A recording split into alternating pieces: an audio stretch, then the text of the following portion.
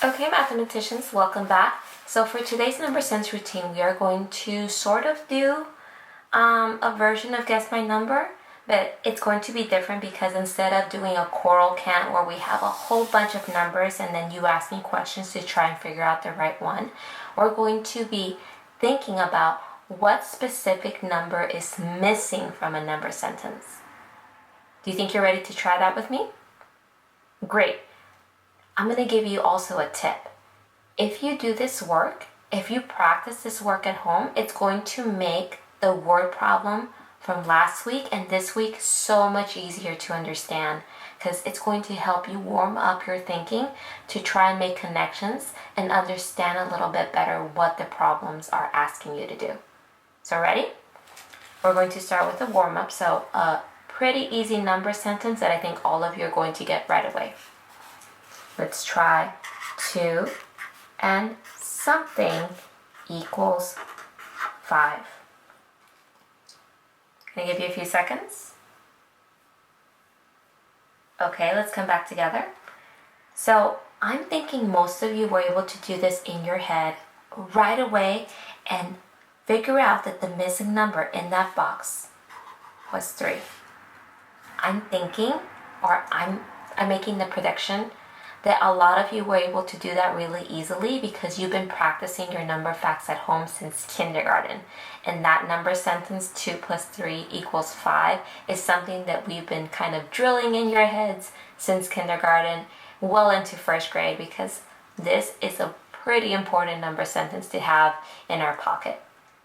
But I'm also thinking that there were some of you who didn't do that right away because your heads were probably thinking, wait, what strategy is going to help me figure out that missing number? And so maybe in your head, what you did is that you started off at 2 and then you counted how many spaces you sort of counted on until you got to 5. So I'm thinking some of you might have also done 2, 3, 4, 5, 1, 2, 3, and then figured out that this is a strategy you can use to figure out that missing number. Did I get it right? Is your thinking on this page somewhere? Maybe you did something different? That's okay too. Don't forget, being creative in our thinking is so important. So let's do a few more. Are you ready? Let's do some trickier ones. Let's try 10. Take away blank is the same as 5. Doing addition is a lot easier than doing subtraction, but this is also something I think a lot of you are going to go like, oh, wait, I know this. A few more seconds.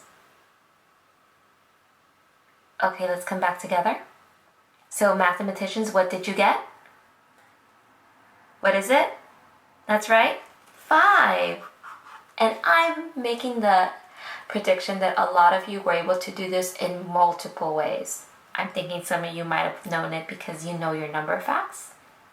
Some of you might have also done it where you actually took your fingers, you took out your hands, you got 10, took away 5, and then saw that there were 5 left, and that is exactly what this number sentence represents, but you can still put your thinking on paper just so you don't forget.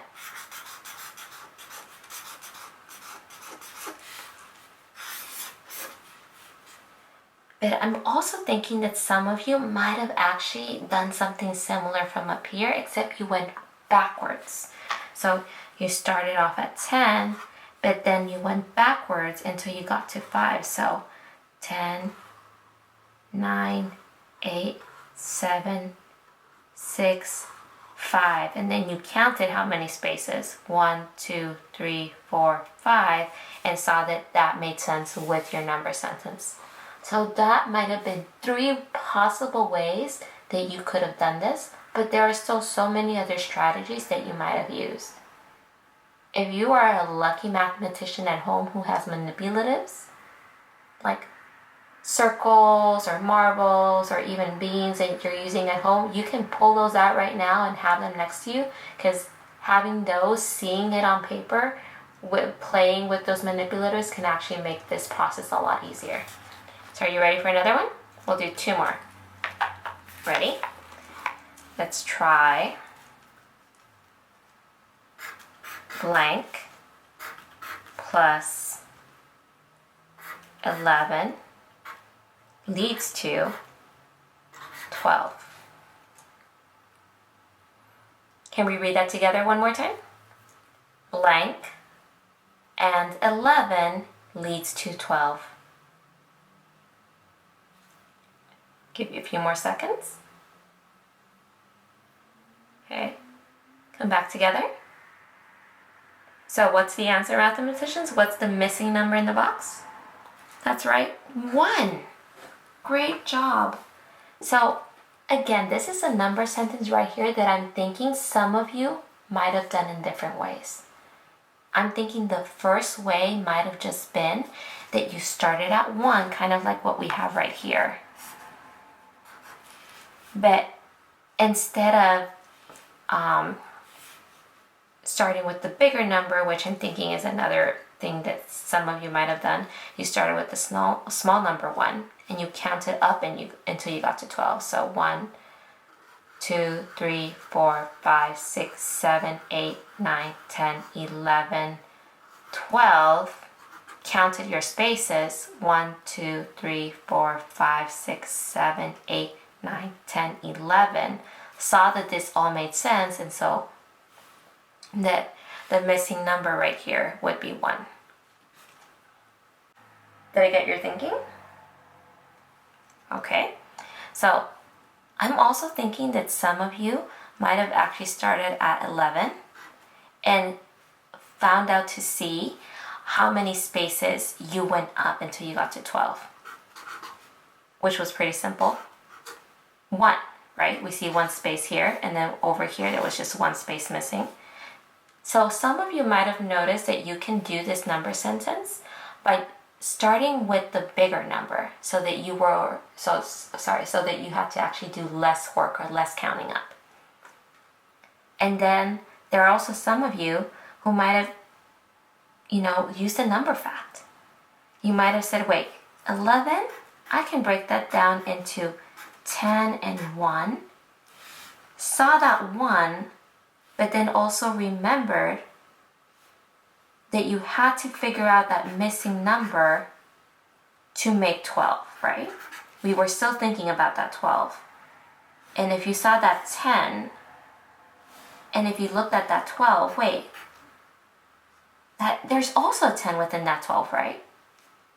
And then there's a 2, and a 2 can be broken down into 1 and 1. So you might have figured out from thinking about it in terms of friendly numbers that you were missing a 1.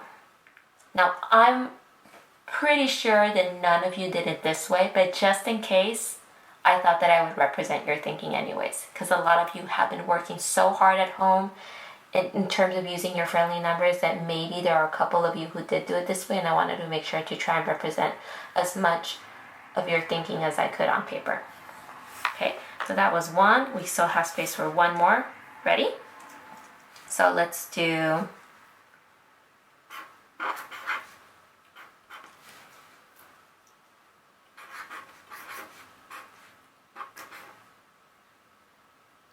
I just wrote it.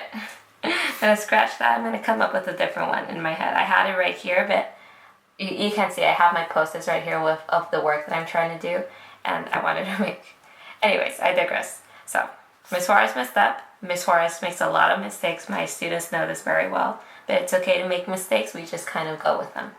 So let's come up with a different one. At the top of my head, let's do 20 equals. Okay, it's very similar to the one I had planned before.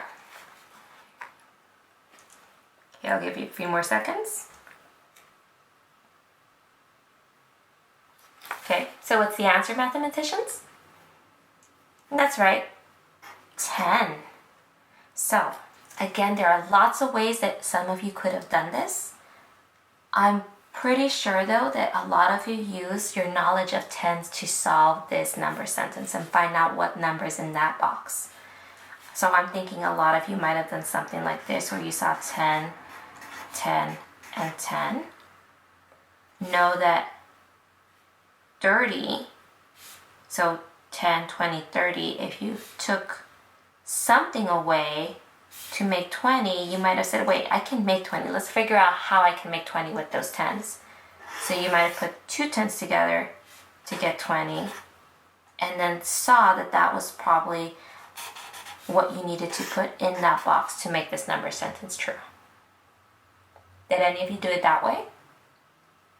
Did some of you maybe count backwards? Did some of you maybe go, wait, 20, 30, how many times do I need to go backwards to make this true? So maybe some of you went, let's see, because we had 20 equals 30, take away something. So that maybe some of you go like, what, if I go 30 and then I keep counting backwards, so that would be 30, 20, and then you saw, wait, I only have to go backwards one time if I were counting by tens. And so, again, some of you might have thought of doing this first by tens. But then maybe some of you actually maybe did it this way, where you got to 30 and then went backwards by ones. So 30, 29, 28, 27, 26, 25, 24, 23, 22, 21, 20. Stop right there and then went back to count all those ones. 1, 2, 3, 4, 5, 6, 7, 8, 9, 10, and figured it out that way. So that's what I mean, because you might have figured out that, hey, you see a lot of 10s within this number sentence, so your mind might have gone to go backwards by 10s, but some of you might have gone backwards first by 1s. But do you see how there are so many ways that you can use to figure out this missing box challenge? Great, because now I have an extra credit assignment for you. And again, some of our videos are going to have extra credit assignments. And the reason for that is that we are noticing that some mathematicians, some readers, some writers, some of you are not watching all our videos, which if you don't need them, that's fine, but you are losing out on so much learning and so much practice that we would have been doing in the classroom, that we just really want to encourage you to try and watch all the videos anyways. So not every video is going to have an extra credit assignment, but most of them are. So the extra credit assignment for today from this video is to try and find the missing number in all these number sentences. So I would say right now, pause the video so you can try and work these out. Take your time. And then don't forget to have your mom, have whoever's helping you at home take a picture of your work and submit it along with the other math work that you do each week. Okay? Well, thank you for working with me again today. I can't wait to work with you again tomorrow. Bye-bye.